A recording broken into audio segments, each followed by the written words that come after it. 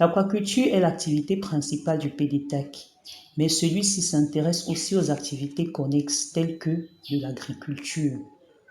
L'engagement du PDTAC dans la production du poisson a pour but d'améliorer le ravitaillement de la population en protéines afin de réduire les importations du poisson et le déficit commercial y relatif.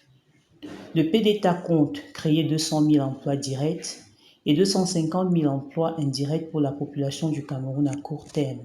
Je pense que la réponse est simple. Le mécanisme, comment l'ONG, à travers son programme PDTAC, compte atteindre les 500 000 emplois promis à l'État.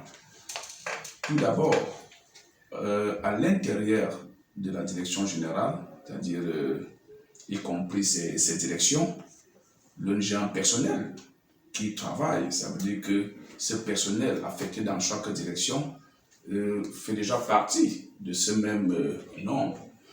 Le PDTAC a pour mission aussi de créer des coopératives auprès des populations, des communautés, et il y aura toujours un personnel qui travaillerait certainement dans ces coopératives-là. Le PDTAC va créer d'autres structures un peu partout, des écoles, des structures sanitaires et tout. Et il y aura un personnel qui va travailler dans ces structures. Le PDTAC va créer des espaces tests un peu partout sur le territoire national.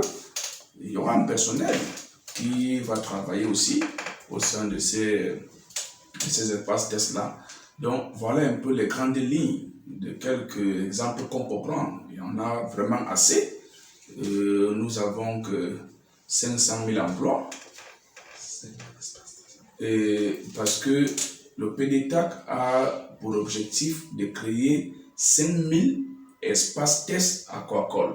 Vous voyez, 5 000 espaces tests aquacoles, si on prend seulement de partir sur la base d'envoyer 50 ou 100 employés par espace test, bon, je crois que nous allons vraiment, on a toutes les possibilités, on a les moyens de notre politique pour atteindre les 500 000 emplois dans une durée très, très courte qu'on a promis à l'État. Le PDTAC a son sein 8 directions, et 28 sous-directions et plusieurs services.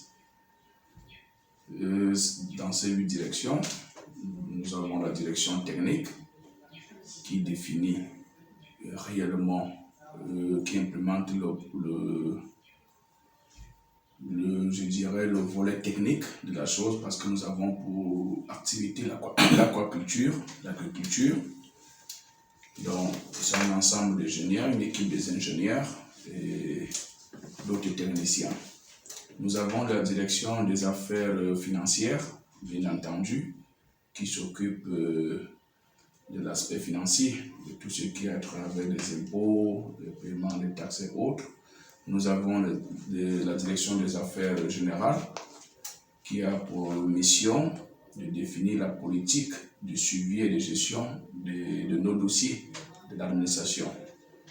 Nous avons la direction de l'action coopérative, qui s'occupe principalement de la sensibilisation des populations et définir aussi également des politiques de déploiement auprès des communautés.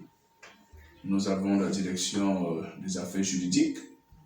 Elle a pour rôle d'abord de veiller sur l'élaboration des contrats de travail. Et puis, nous avons la direction de l'environnement et de la protection de la nature. Celle-là, elle a un rôle précis. Ça veut dire qu'elle va en avant-plan pour aller d'abord établir mener d'abord les études d'impact environnemental avant le démarrage des activités, je crois, agricoles ou aquacoles. Nous avons la direction de la formation et de la recherche. Elle a pour mission de former les jeunes, parce qu'au sein du PDTAC, nous ne recrutons pas seulement des gens qui sont qualifiés ou bien des gens qui ont des diplômes. Le PDTAC recrute aussi des gens qui n'ont pas de diplôme, et dans cette direction, il y a des experts qui ont la charge de recycler, de former ces jeunes-là. Même ceux qui sont diplômés, dans cette direction, il y a aussi les experts qui s'occupent pour la mise à niveau du personnel. Enfin, nous avons la direction commerciale qui a pour mission de s'occuper de la vente, de commercialiser les produits issus de nos différents je dirais activités ou aquacoles ou agricoles. Je dirais à la fin, toutes ces directions, l'ensemble de toutes ces directions est chapeauté par la direction générale qui a à sa tête le directeur général, qui est le patron du directoire en fait. Et à l'intérieur de la direction générale, on a, je dirais, le secrétaire du directeur, on a des conseillers techniques, on a des chefs de cellules et des chargés d'études. Donc, il y a un ensemble de personnel aussi qui travaille d'arrache-pied tous les jours à l'intérieur même de la direction du cabinet du directeur général.